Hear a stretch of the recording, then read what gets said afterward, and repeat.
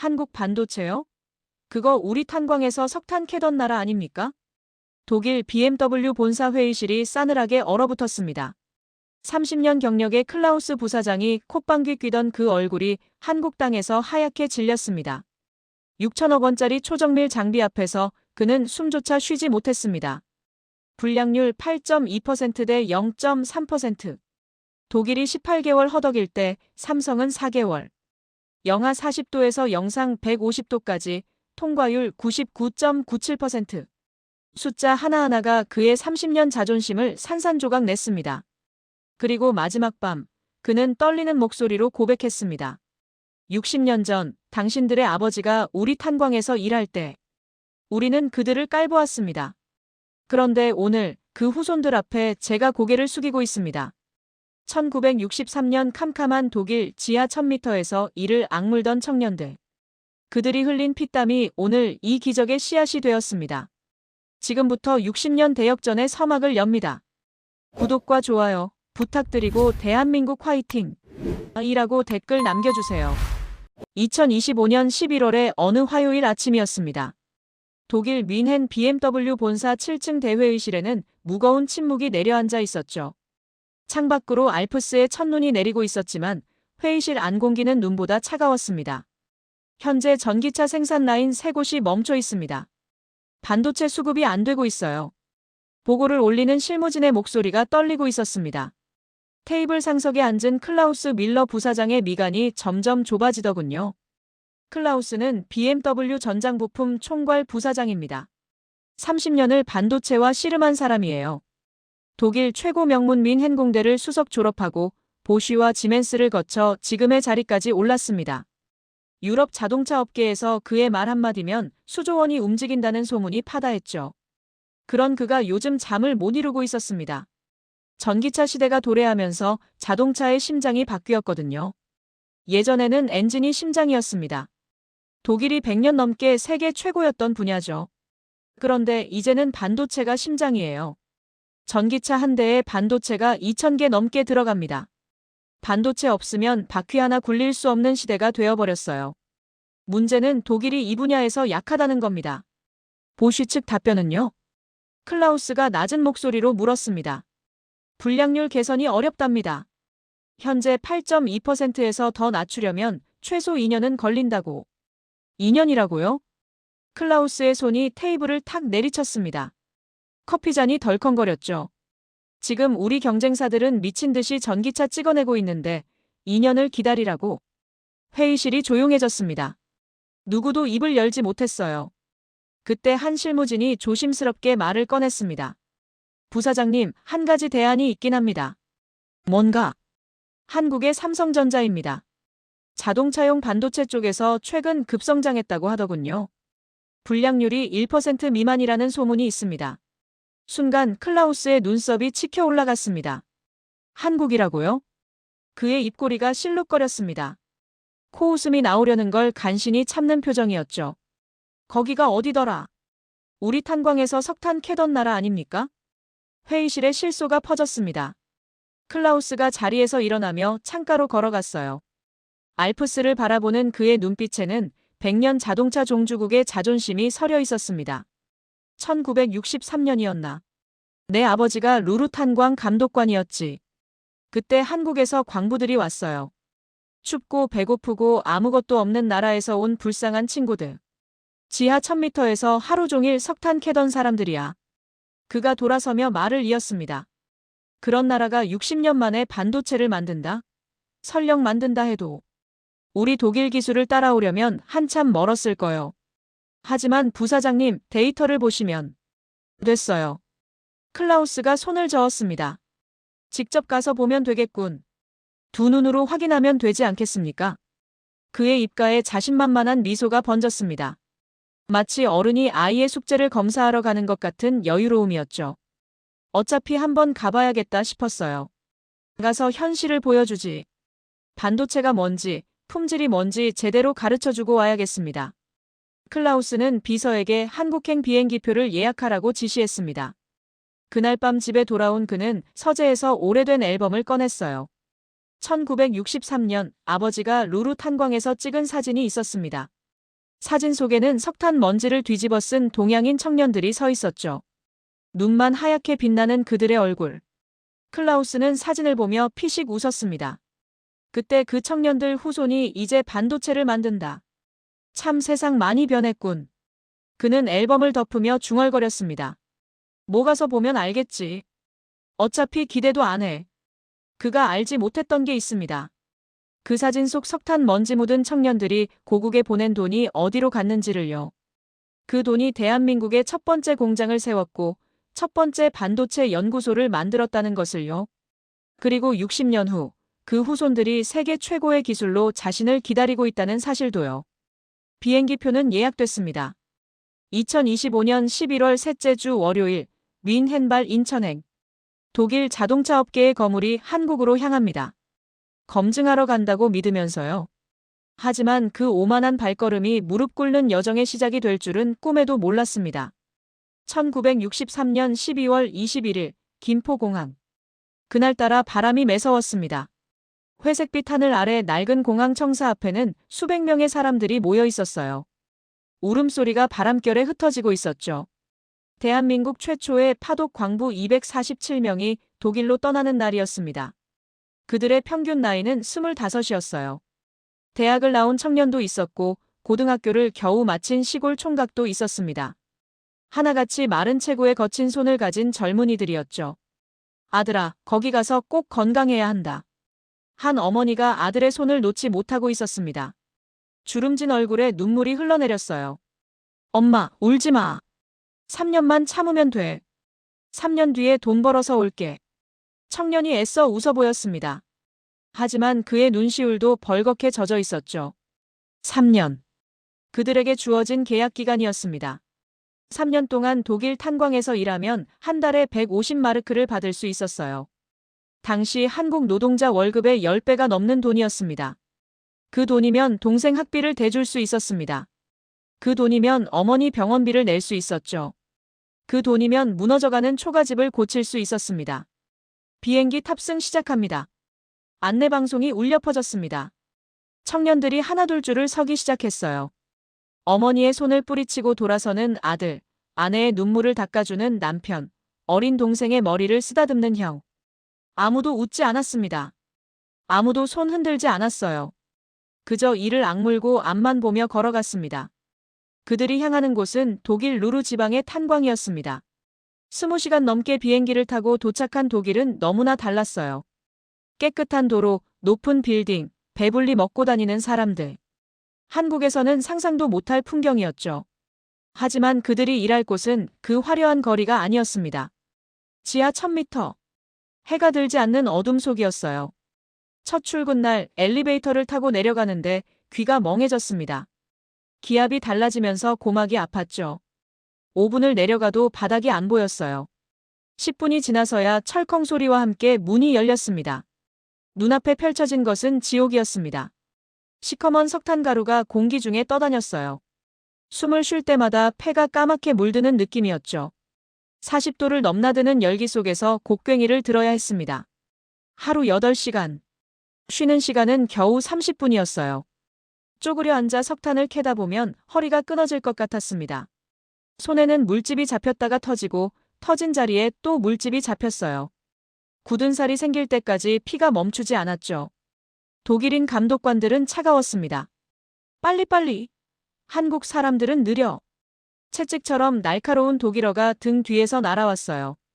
말은 못 알아들어도 무시당하고 있다는 건 느낄 수 있었습니다. 점심시간에 독일 광부들은 햄과 치즈가 든 도시락을 먹었어요. 한국 청년들은 싸온 주먹밥을 꺼냈습니다. 김치 냄새가 난다고 눈살을 찌푸리는 독일인들. 창피해서 화장실에 숨어 밥을 먹는 청년들도 있었죠. 밤이면 기숙사에서 몰래 울었습니다. 여기서 3년을 어떻게 버티지? 이불을 뒤집어 쓰고 소리 없이 흐느꼈어요. 고향 생각에, 어머니 생각에, 배고프고 힘들고 서러워서요. 하지만 아침이 되면 또 일어났습니다. 매달 월급날이 되면 은행에 줄을 섰어요. 150마르크 중 130마르크를 한국으로 보냈습니다. 자기 몫으로 남긴 20마르크로는 라면 몇 개와 양말 한 켤레가 전부였죠. 이 돈이 가면 동생이 학교 갈 수 있어. 이 돈이면 어머니 약 살 수 있어. 이 돈이 모이면 우리나라도 공장 세울 수 있을 거야.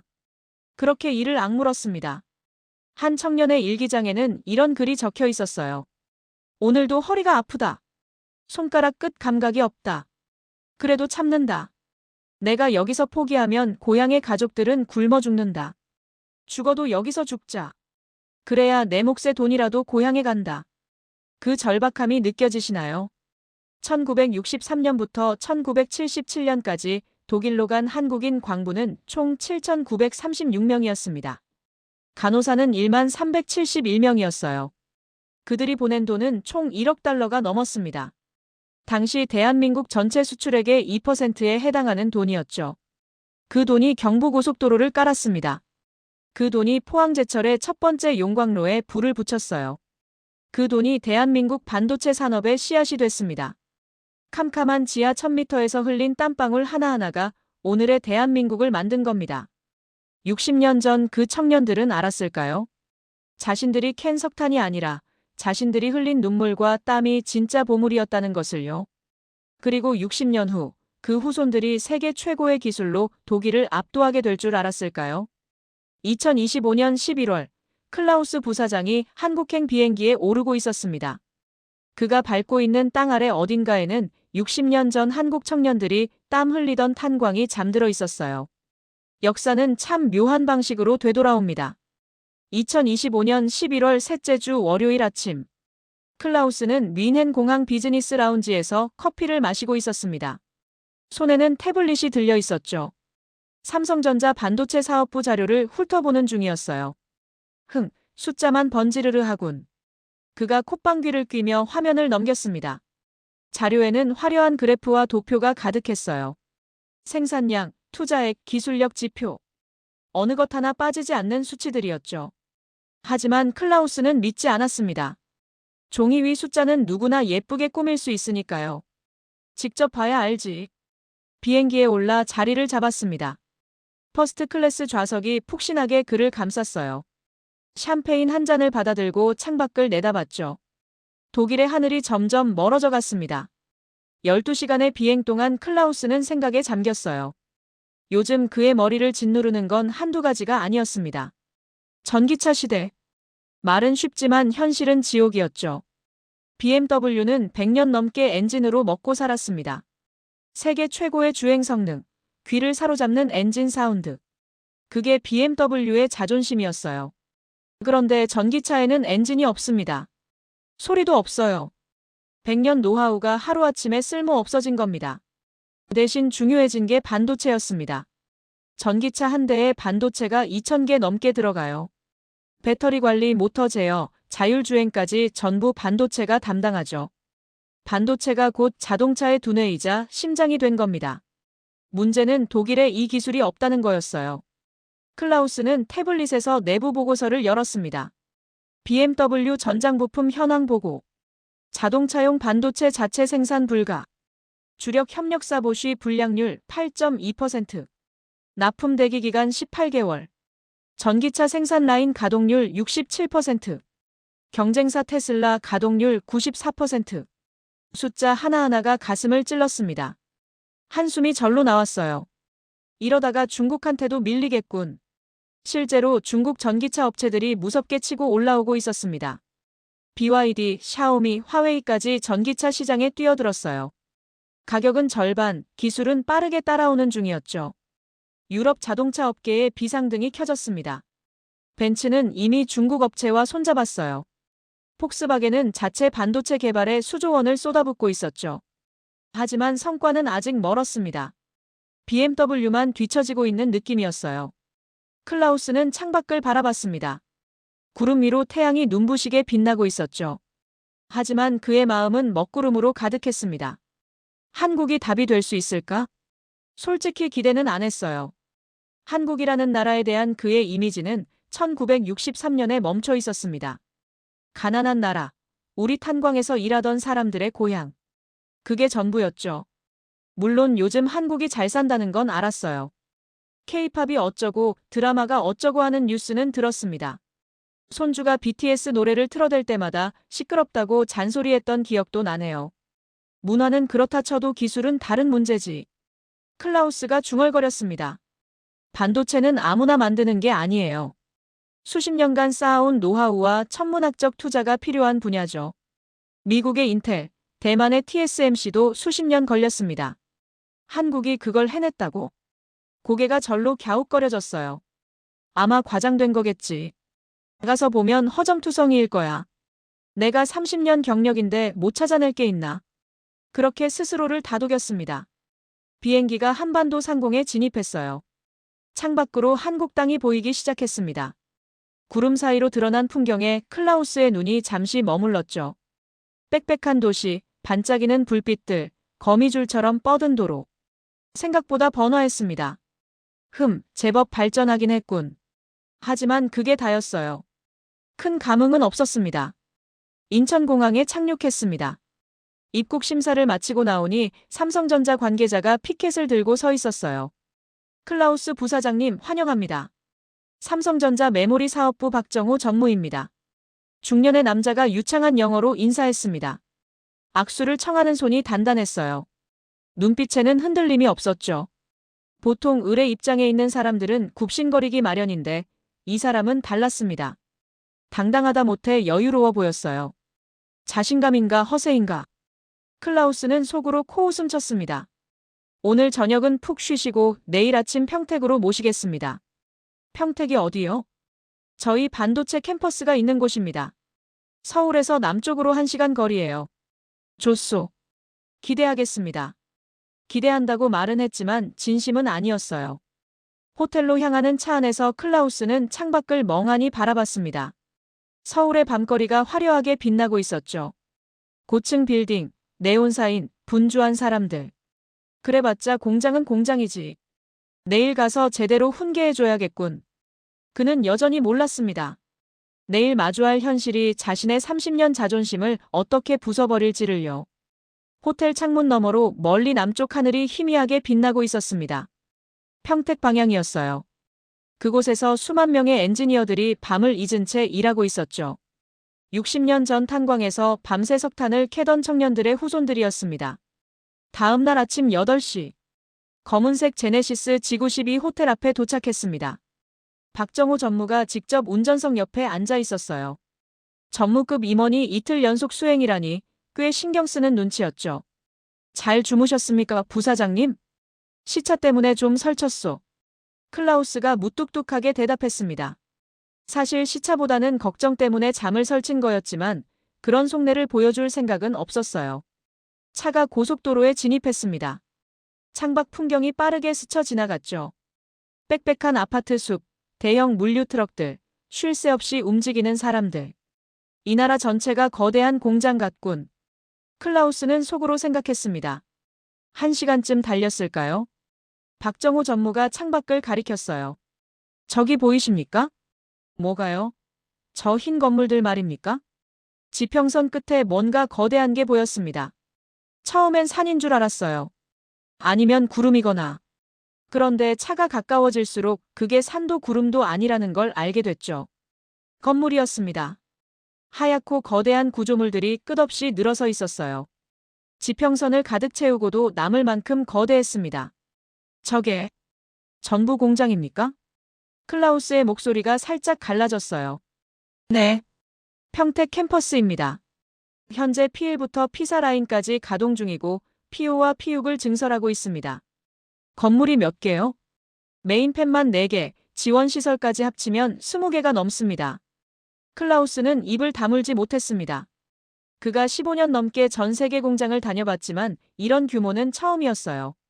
독일의 보쉬 공장, 미국의 인텔팹, 대만의 TSMC까지 전부 가봤습니다. 하지만 이건 차원이 달랐죠. 건물 하나 길이가 얼마나 됩니까? 한 동에 약 500m입니다. 롯데월드타워를 옆으로 눕혀놓은 것보다 길어요. 500m짜리 건물이 4개. 거기다 2개를 더 짓고 있다고요. 차가 정문에 도착했습니다. 군사시설 같은 보안 검색이 시작됐어요. 차량 하부 검사, 금속 탐지기, 엑스레이 검사. 심지어 클라우스의 만년필까지 분해해서 확인했습니다. 이 정도면 펜타곤 수준이군요. 저희 기술이 곧 국가 자산입니다. 보안에는 타협이 없습니다. 박정호 전무의 단호한 대답이었어요. 캠퍼스 안으로 들어서자 더 놀라운 광경이 펼쳐졌습니다. 도로 하나 티끌 하나 없이 깨끗했어요. 거대한 트럭들이 질서정연하게 움직이고 있었죠. 마치 잘 훈련된 군대 같았습니다. 그때 클라우스의 눈에 뭔가가 들어왔어요. 건설 중인 피오라인 앞에서 초대형 크레인이 무언가를 들어올리고 있었습니다. 컨테이너만 한 크기의 장비였어요. 포장 틈새로 익숙한 로고가 보였죠. 잠깐 저거. 클라우스가 창문에 얼굴을 바짝 붙였습니다. ASML? 저게 하이엔A EUV 아닙니까? 심장이 쿵쾅거리기 시작했어요. 전 세계 반도체 업계에서 가장 탐내는 장비였거든요. 네덜란드 ASML사가 만드는 극자 외선 노광 장비. 반도체 미세 공정의 핵심이죠. 맞습니다. 이번에 새로 도입한 최신형입니다. 가격이 얼마죠? 대당 6천억 원 정도 합니다. 6천억 원. 비행기 한 대 값이에요. 아니, 고급 비행기 2대 값이죠. 클라우스의 눈이 휘둥그레졌습니다. 그런데 더 충격적인 건 따로 있었어요. 눈에 보이는 게 한 대가 아니었거든요. 저게 몇 대입니까? 피사 라인에만 10대 이상 들어올 예정입니다. 기존 라인까지 합치면 수십 대가 넘죠. 6천억 곱하기 수십 대. 단순 계산만 해도 수십조 원이었습니다. 장비값만요. 건물 짓고 다른 장비 사고 인력 뽑으면 얼마가 될지 감도 안 잡혔어요. 미쳤군요. 클라우스가 저도 모르게 내뱉었습니다. 1년 투자액이 얼마나 됩니까? 올해 기준 50조 원이 조금 넘습니다. 50조 원. 독일 BMW 전체 매출액보다 많은 돈이었어요. 그 돈을 매년 반도체에 쏟아붓는다고요. 이건 투자가 아니라 전쟁이군요. 클라우스의 목소리가 떨리고 있었습니다. 저희는 이걸 투자라고 부르지 않습니다. 박정호 전무가 담담하게 말했어요. 생존이라고 부르죠. 그 한마디에 클라우스는 등골이 서늘해졌습니다. 공장 안에 들어서기도 전이었어요. 아직 주차장인데 벌써 기가 눌리고 있었죠. 6천억짜리 장비를 장난감처럼 사들이는 스케일. 매년 50조 원을 쏟아붓는 집념. 이게 하청 공장이라고? 클라우스는 자신의 오만함이 조금씩 부서지는 소리를 들었습니다. 차에서 내리는데 다리가 후들거렸어요. 아직 아무것도 본 게 없는데 이 정도라니. 눈앞에 피삼동이 하늘을 찌를 듯 솟아 있었습니다. 외벽에 달린 수천 개의 파이프라인이 웅웅거리는 소리를 내고 있었죠. 마치 거대한 생명체가 숨쉬는 것 같았어요. 안으로 들어가시죠. 박정호 전무가 앞장섰습니다. 클라우스는 무거운 발걸음을 떼었어요. 심장이 점점 빨리 뛰고 있었습니다. 이제 진짜가 시작이었죠. 클린룸에 들어가기 위한 준비만 30분이 걸렸습니다. 속옷까지 갈아입어야 했어요. 특수 소재의 네일을 입고 그 위에 우주복 같은 방진복을 껴입었죠. 이중 장갑, 마스크, 고글까지. 온몸에서 노출된 곳은 눈동자뿐이었습니다. 거울에 비친 자신의 모습을 보니 우주 비행사 같았어요. 에어샤워 부스를 통과했습니다. 사방에서 강한 바람이 쏟아져 나왔죠. 눈에 보이지 않는 먼지까지 털어내는 과정이었어요. 30초 후 육중한 철문이 열렸습니다. 그 순간 클라우스는 숨을 멈췄어요. 끝이 보이지 않았습니다. 말 그대로 건물 안에서 지평선이 보였어요. 축구장 20개를 합쳐놓은 것 같은 거대한 공간이 눈앞에 펼쳐졌죠. 천장에는 수만 개의 레일이 깔려 있었습니다. 그 위를 OHT라 불리는 자동 이송 장치들이 쉴 새 없이 오가고 있었어요. 윙, 윙, 윙. 수천 대의 로봇이 웨이퍼를 나르는 소리가 교향곡처럼 울려 퍼졌죠. 여기가 P3 자동차 반도체 생산 라인입니다. 박정호 전무의 목소리가 헤드셋을 통해 들려왔어요. 현재 24시간 가동 중이고 엔지니어 4,000명이 3교대로 근무합니다. 클라우스는 대답하지 못했습니다. 입이 다물어지지 않았거든요. 노란 조명이 가득한 포토구역으로 들어섰어요. 자외선을 차단하기 위해 노란 빛만 허용되는 곳이죠. 온 세상이 금빛으로 물들어 있었습니다. 그곳에 괴물들이 도열해 있었어요. 버스만 한 크기의 장비들이 줄지어 서 있었습니다. ASML 로고가 선명하게 빛나고 있었죠. 밖에서 크레인으로 옮기던 바로 그 장비들이었어요. 이 라인에만 EUV 장비가 몇 대입니까? 12대입니다. 12대. 6천억 곱하기 12대. 장비값만 7조 원이 넘었어요. 클라우스의 다리가 휘청거렸습니다. 이제 데이터를 보여드리겠습니다. 박정호 전무가 라인 중앙의 관제실로 안내했어요. 통유리 너머로 수십 명의 엔지니어들이 대형 스크린을 주시하고 있었습니다. 저 화면에 보이는 게 현재 자동차용 반도체 실시간 수율입니다. 클라우스는 침을 꿀꺽 삼켰어요. 그가 예상한 수치는 70%였습니다. 자동차용 반도체는 극한 환경을 견뎌야 해서 불량률이 높거든요. 독일 보쉬가 8.2%, 미국 업체들이 56% 수준이었죠. 화면에 숫자가 떴습니다. 불량률 0.3%. 뭐라고요? 클라우스가 눈을 비볐어요. 0.3%요? 이게 샘플 수치입니까? 아닙니다. 양산 수율입니다. 월 8만 장 웨이퍼 기준이에요. 말도 안 돼. 클라우스의 목소리가 떨리고 있었습니다. 보쉬가 8.2%인데 삼성이 0.3%라고요? 27배 차이 아닙니까? 네. 맞습니다. 박정호 전무의 표정은 담담했어요. 마치 당연한 걸 왜 묻느냐는 듯이요. 저걸 어떻게 달성합니까? 무슨 마법이라도 부린 겁니까? 마법은 없습니다. 그냥 죽도록 했을 뿐이에요. 박정호 전무가 관제실 안을 가리켰습니다. 저 엔지니어들 보이십니까?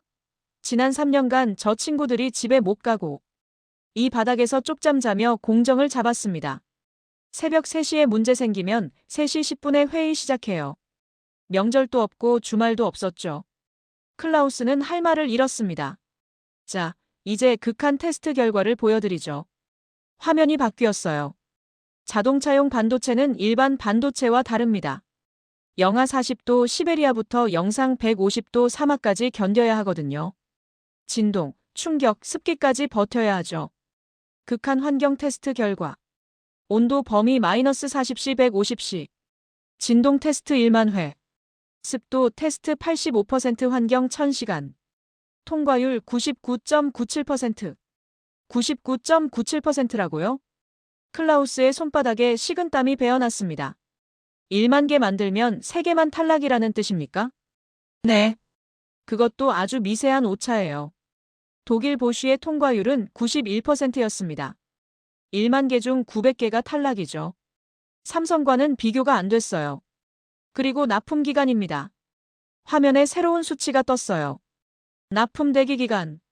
독일 보쉬 18개월. 미국 인텔 14개월. 삼성전자 4개월. 4개월이요? 클라우스가 의자에서 벌떡 일어났습니다. 우리가 18개월 기다리는 걸 삼성은 4개월 만에 해요. 주문량에 따라 다르지만 긴급 물량은 8주 만에 납품한 적도 있습니다. 8주. 2달 만에 자동차 반도체를 만들어낸다고요. 클라우스는 주저앉았습니다. 다리에 힘이 풀렸거든요. 30년 경력이 무색했어요. 자신이 알던 상식이 전부 깨져나가는 소리가 들렸죠. 이게 어떻게 가능합니까? 그의 목소리가 갈라졌어요. 박정호 전무가 창밖을 바라보며 말했습니다. 저 장비들, 6천억짜리 기계들.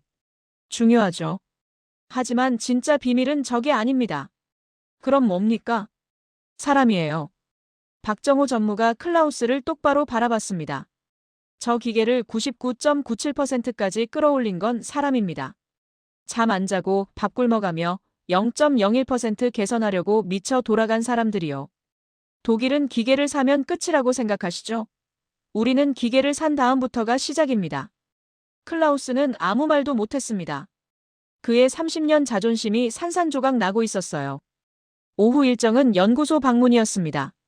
생산 라인을 나와 캠퍼스 동쪽 끝에 위치한 R&D 센터로 이동했어요. 방진복을 벗으니 온몸이 땀으로 젖어 있었습니다. 긴장 때문인지 더위 때문인지 모르겠더군요. 연구소 분위기는 생산 라인과 사뭇 달랐어요. 정장 대신 청바지와 후드티 차림의 젊은 연구원들이 복도를 활보하고 있었습니다. 어디선가 커피 내리는 냄새가 났고 누군가는 헤드폰을 끼고 고개를 끄덕이며 걷고 있었죠. 하지만 그들의 눈빛은 예사롭지 않았어요. 생산 라인의 기계보다 더 뜨거운 열기가 느껴졌습니다. 회의실 앞을 지나는데 고성이 들려왔어요.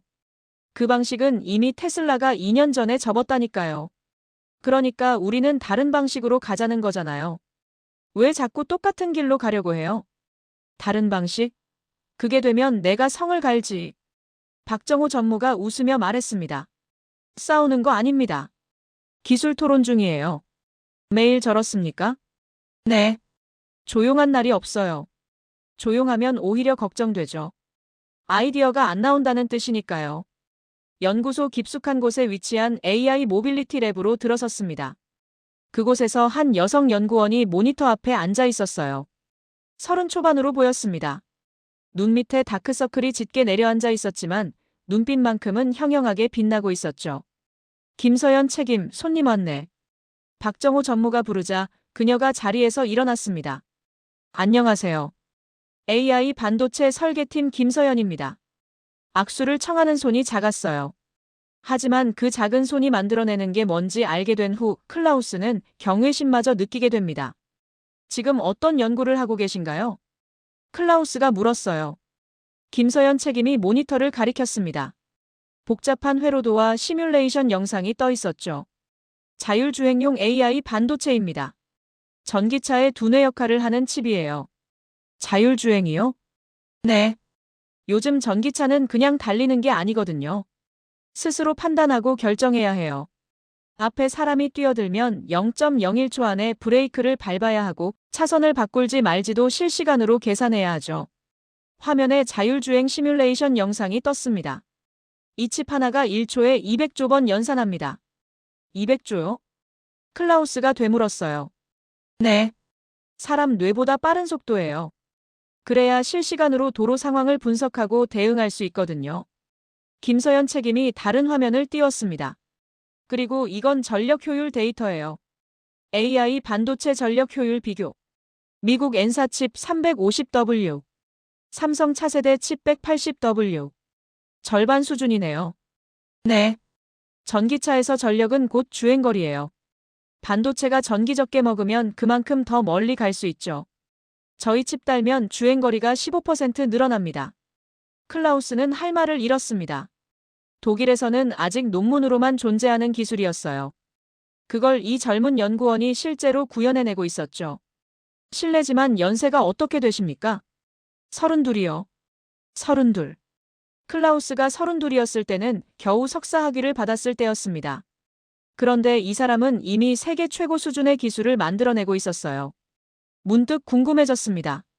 김책임님, 하나만 여쭤봐도 될까요? 네, 말씀하세요.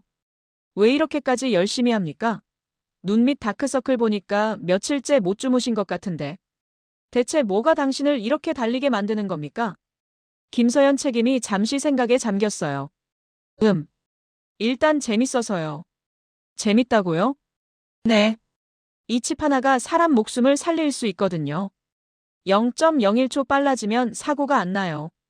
제가 밤새워 코드 한 줄 고치면 누군가의 가족이 무사히 집에 돌아갈 수 있는 거죠. 그 생각하면 잠이 안 와요. 클라우스는 가슴이 뭉클해졌습니다. 그리고 김서연 책임이 덧붙였어요.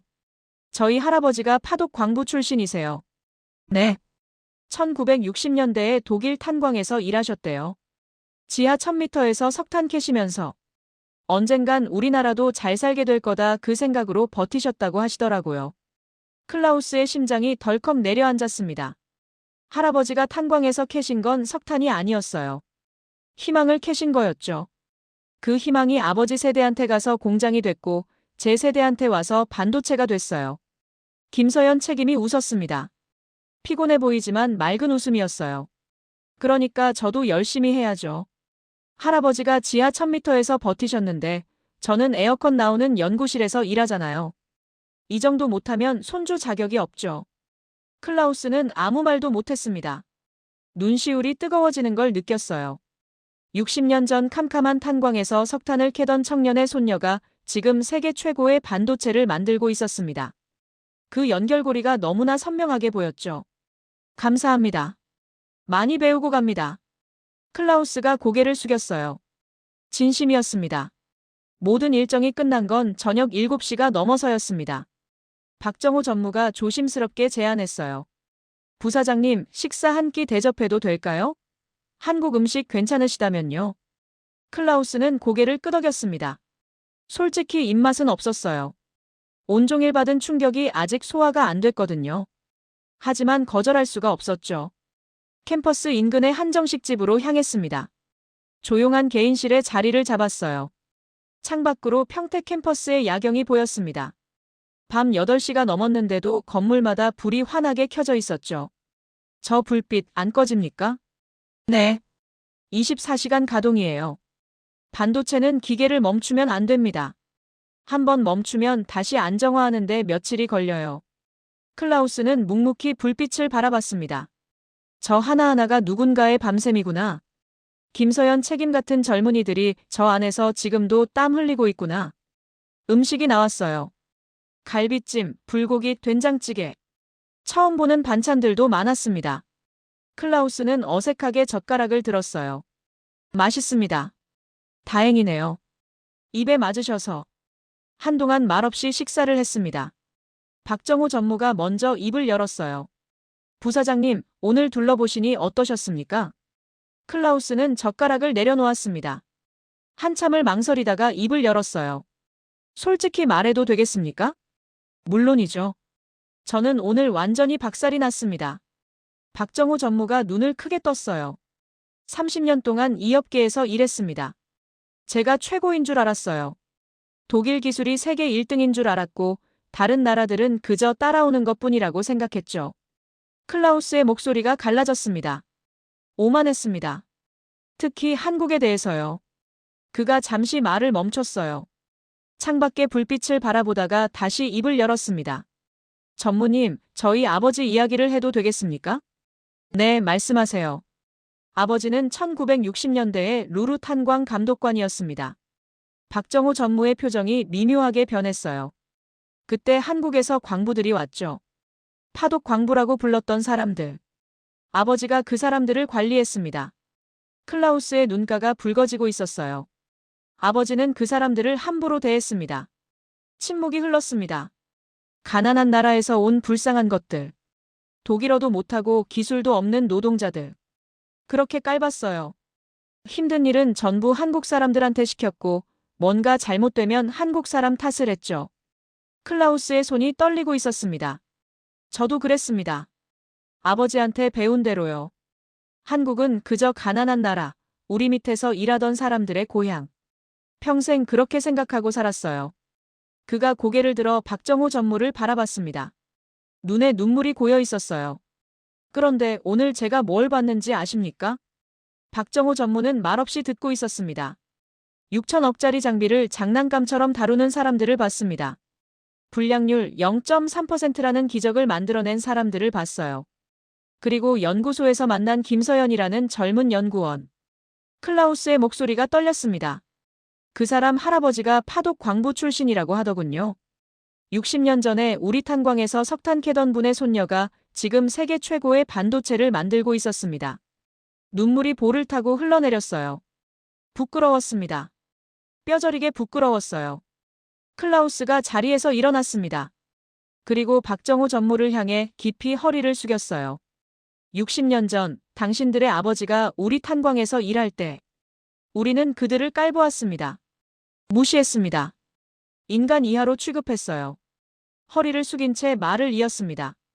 그런데 오늘 그 후손들 앞에 제가 고개를 숙이고 있습니다. 기술을 배우러 온 게 아니라 사람이 뭔지 배우러 온 것 같습니다. 박정호 전무가 자리에서 일어나 클라우스의 손을 잡았어요. 부사장님, 고개 드십시오. 클라우스가 천천히 허리를 펴자 박정호 전무가 따뜻하게 웃었습니다. 과거는 과거입니다. 중요한 건 지금이에요. 오늘 부사장님이 보여주신 그 진심, 저는 절대 잊지 않겠습니다. 두 사람의 손이 굳게 맞잡혔어요. 함께 가시죠. BMW와 삼성이 손잡으면 못할 게 없습니다. 60년 전에는 갑과 을이었지만 이제는 동등한 파트너입니다. 클라우스가 고개를 끄덕였습니다. 고맙습니다. 그리고 정말 미안합니다. 창밖으로 평택 캠퍼스의 불빛이 별처럼 빛나고 있었어요. 60년의 세월이 그 불빛 안에 담겨 있었습니다. 탄광의 어둠 속에서 희망을 캐던 청년들의 땀방울이 오늘 이 기적의 씨앗이 되었다는 것을 클라우스는 비로소 이해했어요. 일주일 후 독일 뮌헨. BMW 본사 대회의실에 임원들이 모여 있었습니다. 클라우스의 한국 출장 보고를 듣기 위해서였죠. 자, 클라우스. 한국 출장 어땠나? 역시 별거 없었지. CEO 올리버가 여유롭게 물었어요. 그의 말투에는 당연히 그랬겠지라는 확신이 묻어 있었습니다. 클라우스가 자리에서 일어났어요. 프레젠테이션 첫 화면이 떴습니다. 밤하늘의 별처럼 빛나는 평택 캠퍼스 야경 사진이었죠. 이게 뭔가? 공장 야경 보여주려고 부른 건 아닐 텐데. 한 임원이 비아냥거렸어요. 클라우스는 대답하지 않았습니다. 대신 다음 슬라이드를 넘겼죠. 불량률 독일 8.2% vs 삼성 0.3%. 회의실이 술렁거렸어요. 납품기간 독일 18개월 vs 삼성 4개월. 술렁임이 커졌습니다. 극한 환경 테스트 통과율 삼성 99.97%. 완전한 침묵이 내려앉았어요. 저는 한국에서 완전히 박살이 났습니다. 클라우스가 입을 열었어요. 30년 경력이 무색했습니다. 제가 알던 상식이 전부 깨졌어요. 삼성은 하청 공장이 아니었습니다. 우리보다 10년은 앞서 있었어요. CEO 올리버의 표정이 굳어졌습니다. 과장 아닌가? 과장이 아닙니다. 직접 보고 왔어요. 6천억짜리 장비를 수십 대씩 굴리고 있었습니다. 연간 투자액만 50조 원이에요. 우리 BMW 전체 매출보다 많은 돈입니다. 클라우스가 마지막 슬라이드를 띄웠어요. 재현 삼성전자와 전략적 파트너십 체결. 저는 제안합니다. 삼성과 손잡아야 합니다.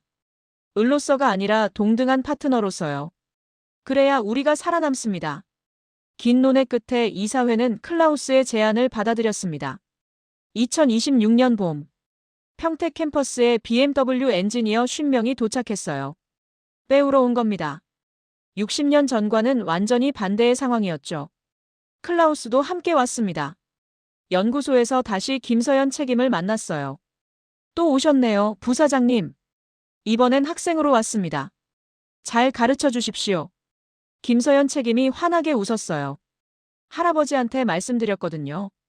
독일 사람이 고개 숙이고 사과했다고요. 뭐라고 하셨습니까? 우셨어요. 한참을 우시더니 이러시더라고요. 그녀가 할아버지의 말을 전했습니다. 그때 그 고생이 헛되지 않았구나. 이제 죽어도 여한이 없다. 클라우스의 눈가가 다시 젖어들었어요. 화면 앞에 계신 어르신들께 여쭙고 싶습니다. 오늘 이 이야기 어떻게 들으셨나요? 독일 사람이 고개 숙이는 장면에서 속이 좀 시원하셨나요? 저는 그 장면 쓰면서 괜히 눈물이 나더라고요. 그런데 말입니다. 이 이야기의 진짜 영웅이 누군지 아시나요? 삼성이요? 아닙니다. 젊은 연구원들이요? 그것도 아니에요. 바로 이 영상을 보고 계신 어르신들이십니다. 1963년 독일행 비행기에 오르셨던 분들. 캄캄한 지하에서 허리 꺾어가며 곡괭이 드셨던 분들. 월급 받으면 밥값 빼고 전부 고향에 붙이셨던 분들. 혹시 직접 가지 않으셨더라도 마찬가지예요. 새마을호 달리는 철길 놓으셨던 분들. 구로공단에서 재봉틀 돌리셨던 분들. 포항제철 용광로 앞에서 쇳물 다루셨던 분들. 그 모든 분들 덕분입니다. 어르신들이 허리띠 졸라매고 아끼신 그 돈이 첫 번째 반도체 연구소를 세웠어요. 어르신들이 밤잠 설쳐가며 일하신 그 시간이 오늘의 기술력이 됐습니다. 6천억짜리 장비요? 어르신들 손에서 시작된 겁니다. 독일이 무릎 꿇은 거요? 어르신들이 60년 전에 심어놓은 씨앗이 드디어 꽃핀 겁니다. 그러니까요. 제발 스스로 대단하다고 느끼셨으면 좋겠어요. 거울 보실 때 한숨 쉬지 마세요. 그 얼굴이 대한민국을 일으킨 얼굴입니다. 손등에 튀어나온 핏줄 보시면서 서글퍼하지 마세요. 그 손이 오늘의 기적을 만든 손이에요. 이제 좀 놓으셔도 됩니다. 평생 짊어지셨던 그 무거운 짐들. 나라 걱정, 자식 걱정, 앞날 걱정. 이제 저희가 이어받을게요. 어르신들은 푹 쉬셔야 해요. 아침에 늦잠 좀 자셔도 되고요. 맛있는 거 드시고 싶으면 그냥 드세요. 비싼 거 사고 싶으면 사셔도 됩니다. 그럴 자격 충분하시거든요. 2026년 새해가 밝았습니다. 올해는 좀 편하게 사셨으면 좋겠어요. 웃을 일만 가득하시고요. 몸 아픈 데 없이 건강하시고요. 무엇보다 오래오래 곁에 계셔주세요. 어르신들이 계셔야 저희도 힘이 나거든요. 멀리서 깊이 절 올립니다. 대한민국의 진짜 영웅들께 감사합니다. 사랑합니다. 이 이야기는 실제 사례를 일부 각색하여 들려드립니다. 이야기가 재미있으셨다면 구독과 좋아요 부탁드립니다.